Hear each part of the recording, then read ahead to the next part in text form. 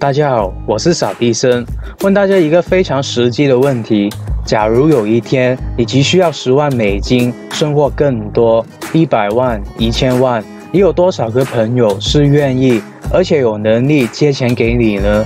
看，虽然大家都有很好的朋友，但是有能力并且愿意借钱给你的却不一定有。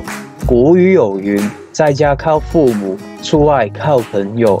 如果当你有困难的时候，你的朋友没有能力或者不愿意帮你，你是不是要思考一下，你自己不太会交朋友呢？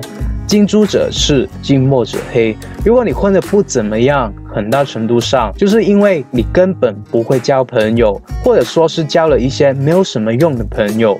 所以今天就要和大家谈谈一个非常势利但很现实的问题：怎么选择朋友。影片的最后还会分享认识这些朋友的方法，所以一定要看到最后。顺带一提，这个频道是专门培养老板、企业家、有钱人的。如果你想免费的获得这方面的资讯，你可以考虑订阅我的频道，然后打开小铃铛。我祝福为这部影片点赞的兄弟姐妹们早日达到财富自由。好了，话不多说，我们直接上干货。首先，必须要帮大家理清思路，你才能明白我后面所说的内容的重要性。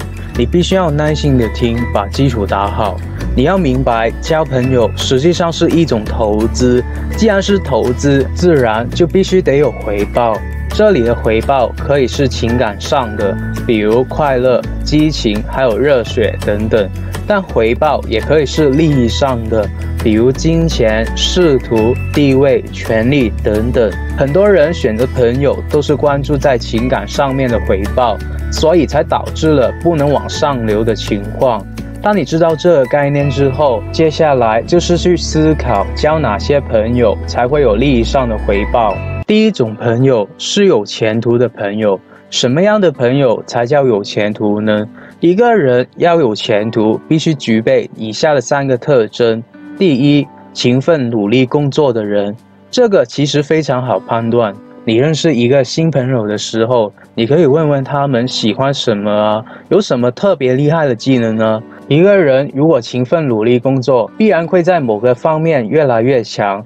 而如果你发现一个人没有什么特别，其实就可以判断这个人根本不勤奋。只要勤奋的人都会有某方面比一般人强一些的，而一个没有什么特别的人，可以说他一辈子都不会有什么机会。人是很难改变的，不要相信他会变得勤奋，这是性格问题，而性格一般都是小时候就形成的根深蒂固的习性。不勤奋的人直接判死刑，不要跟他做朋友。第二，精力过剩的人，积极乐观而且喜欢瞎折腾的人。一个人的事业跟一个人的精力关系非常之大，什么事情都萎靡不振的那种人别交往，跟萎靡不振的人在一起，你也会变得萎靡不振。20岁或者跟80岁一样，还谈什么前途？你必须要交往积极乐观的人，因为情绪是会传染的，这样你也会变得越来越乐观的。而那种悲观主义者会让你越来越绝望，觉得做什么事情都做不成，最后索性什么也别做了，这样当然也没有什么前途了。喜欢折腾是一种非常优秀的品质，只要这家伙永不停息的折腾，他总会折腾出经验来，总会越折腾越会折腾，最终获得成功。这也是创业家的精神，说好听一点，就是我们常听到的坚持不懈罢了。第三，学习能力强，特别好学。天才其实根本不是天生的，而是后天不断的勤加练习、努力学习，还有不停实践的结果。一个人的种种能力都源于后天的学习，没有人生下来就是赛车手，就是足球健将。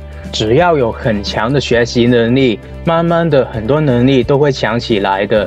相反，如果你跟了一个不太有灵性的人做朋友，他什么都不懂，也不愿意去学，那么只有一个结果，就是只有他求你，没有你求他。你的水平可能也只会跟他差不多，走的不会很远。所以拥有以上这3类特质的人，就可以视他为有前途的朋友，值得交。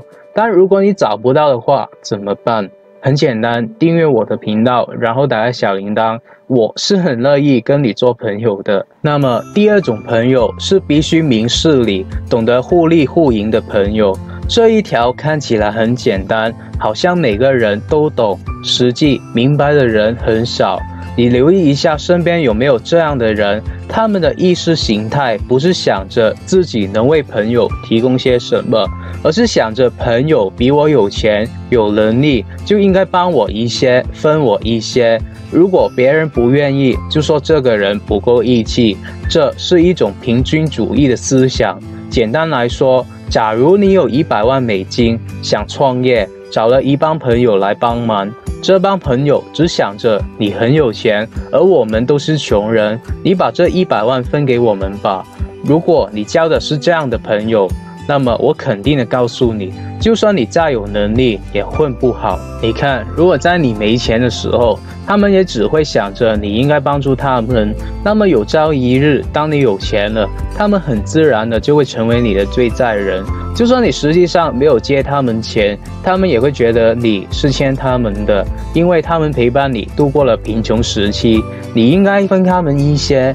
不要觉得很扯，很多明星都是穷人家出身的，当他们一日成名，名利双收的时候，之前的朋友就成了他们的包袱，有的甚至还会威胁他们要钱，不然就曝光他们以前的黑历史等等。这种案例多得不胜其数，绝对不是特例。你要明白，我们选朋友就是为了组成一个战斗力强的组织，群策群力，一起去寻找更大的财富，而不是脑子里都是平均主义的人。这些平均主义者只会让他们自己赢，而你输。这些人有红眼病，老是算计你比他们多多少钱，车子又比他们高档。这就是所谓的零和游戏 （Zero Sum Game）。当你比他们强的时候，他们就会羡慕、嫉妒、恨，对你使绊子，阻碍你的发展，浪费你的时间，浪费你的情绪。跟这种平均主义的人交朋友，你就很吃亏，因为这种朋友只会想着削弱老大的竞争力，而增加自己的利益。你要明白，只有老大混得好，才能让大家一起发财。要是老大的竞争力被削弱了，越混越惨，结果就是大家一起完蛋。所以，只有选择懂得互利互赢、明事理的朋友，大家一起才能越混越好。第三种朋友是天生条件好的朋友，简单来说就是帅哥美女。不可否认的是，人的外貌是很重要的，外貌对人生的影响具有极大的不确定性，特别是美女。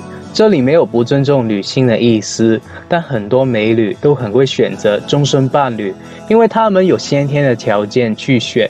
那么如果有一天她嫁给了一个位高权重的官人或者富商，可能几句话就能让你飞黄腾达。当然，如果你得罪了他，几句话也能让你完蛋。所以，但凡是漂亮的女生，就多给她一点面子，多结交，因为这是一种优质的资源，千万别瞧不起。女人的美丽本来就是一种能力，古今中外都是一样的。如果那个帅哥或者美女还特别的聪明，那就更值得做朋友了。因为他们是很有潜力混进上流社会的，在上流社会，只有美貌是不行的，可能只会被人家说是花瓶。以前中学什么都不懂的时候，就看过一部美剧《Gossip Girl》，里面的女主角 Serena Van der Woodsen， 因为长得漂亮、会打扮，而且主要还很聪明，她就算青春期很反叛，也能脱颖而出，在众多美女的 Upper East Side 成为了 It Girl， 常常受到了别人的关注。那么有了流量，自然就会有人给你送钱。另外一种先天条件好的是家庭教育好的朋友，不一定指富裕的家庭，但富裕家庭的教育一般比较好，不然他们的父母是混不成有钱人的。家庭教育对一个人影响非常大，素质低的家庭很难教育出素质高的孩子。当然也有特例，但我不喜欢谈特例，我只谈一般情况下，性格决定命运。家庭教育好的孩子，性格里会有更多优秀的品质，这些品质都会在以后的激烈竞争中发挥着竞争优势。那么接下来就是重点，该如何认识这些优秀的朋友呢？